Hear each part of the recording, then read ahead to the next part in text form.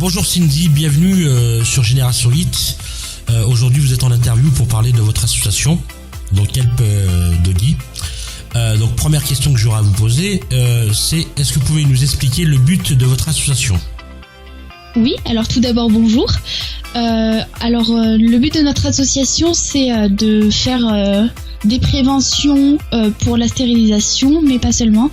Donc on sort les chiens de maltraitance, errance et on fait des adoptions, on s'occupe des chiens d'SDF aussi, c'est-à-dire on fait des collectes et on distribue des croquettes, des couvertures, des laisses, des gamelles en fonction de leurs besoins. On fait aussi les soins et D'accord. Et voilà.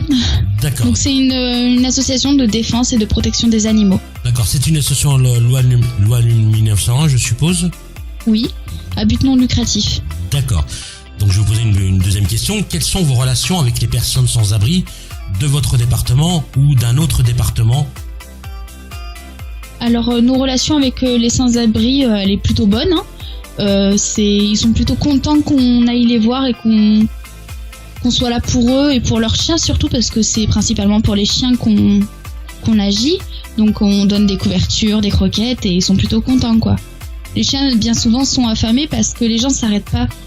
D'accord. Et les SDF généralement donnent tout leur argent pour leurs chiens et plutôt que ils pensent pas à eux-mêmes. D'accord, ok. Donc je vais vous poser une troisième question. Pouvez-vous nous dire comment vous aidez les gens, surtout les animaux, à les placer dans des familles, et quel genre d'animaux occupez-vous en tous les cas? Alors les chiens généralement, parce qu'on fait pas les chats et autres animaux.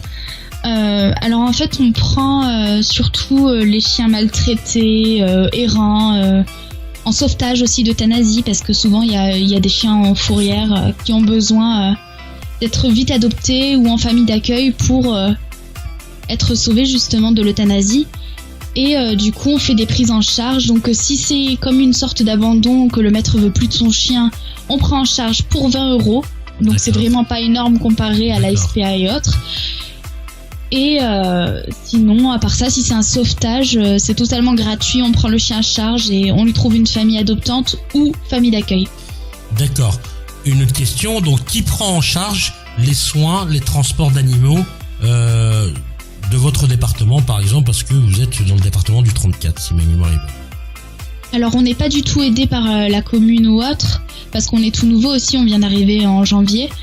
Donc tout ce qui est prise en charge, soins vétérinaires, covoiturage ou train, tout ce qui est transport ou autre, c'est nous qui gérons tout ça, et parfois les adoptants qui nous donnent un petit coup de pouce, ou les donateurs, les bienfaiteurs.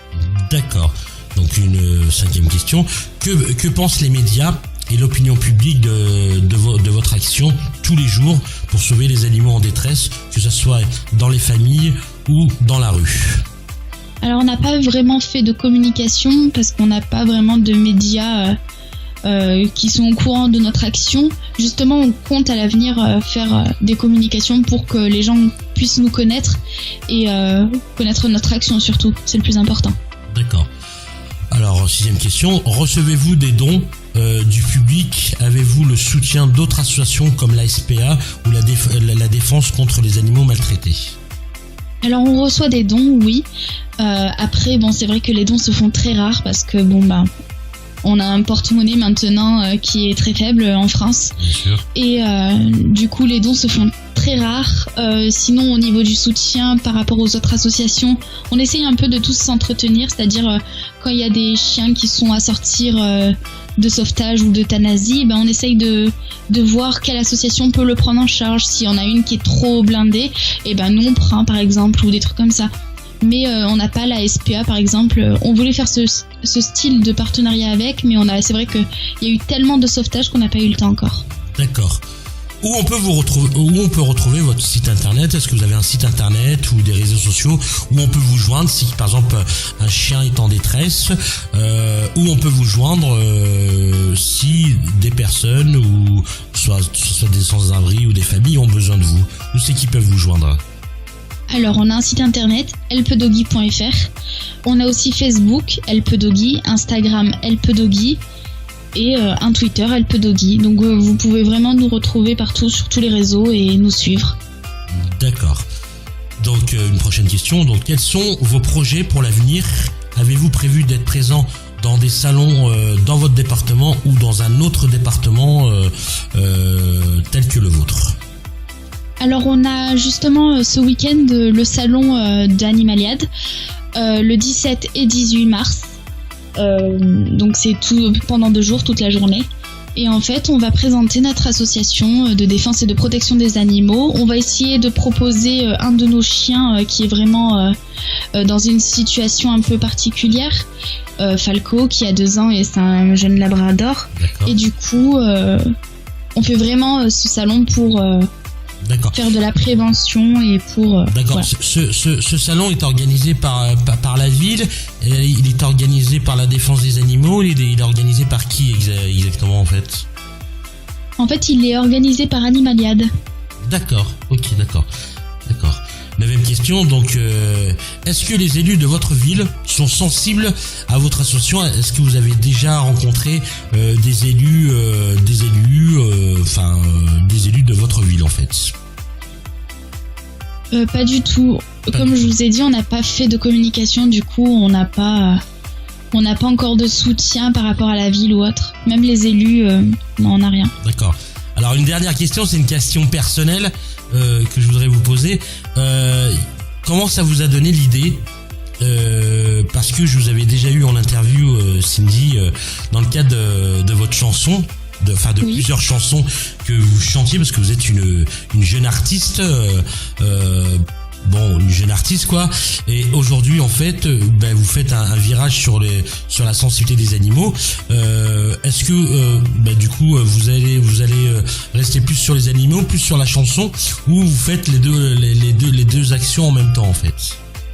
Eh ben, je vais essayer de concilier les deux, mais c'est vrai que c'est pas toujours facile parce qu'il y a plus de sauvetage et c'est plus important parce que pour nous c'est un être vivant, donc c'est important. Et du coup, on n'a pas vrai. C'est vrai que j'ai plus vraiment le temps de continuer dans la musique, mais ce qui est important, c'est helpdoggy quoi. D'accord. Donc Cindy, une autre question. Est-ce que vous arrivez à concilier la musique et les animaux avec votre association helpdoggy? Alors il est vrai que j'ai pas beaucoup de temps pour ma musique, donc du coup je continue les sauvetages et helpdoggy. D'accord, très bien. Écoute, merci Cindy d'être venue à cette interview. Merci pour votre accueil. Je vous rappelle que vous pouvez retrouver donc cette interview sur le site de l'association helpdoggy et sur www.génération-fr et elle sera aussi disponible sur la chaîne YouTube. Voilà. Merci beaucoup Cindy. À très bientôt. Merci.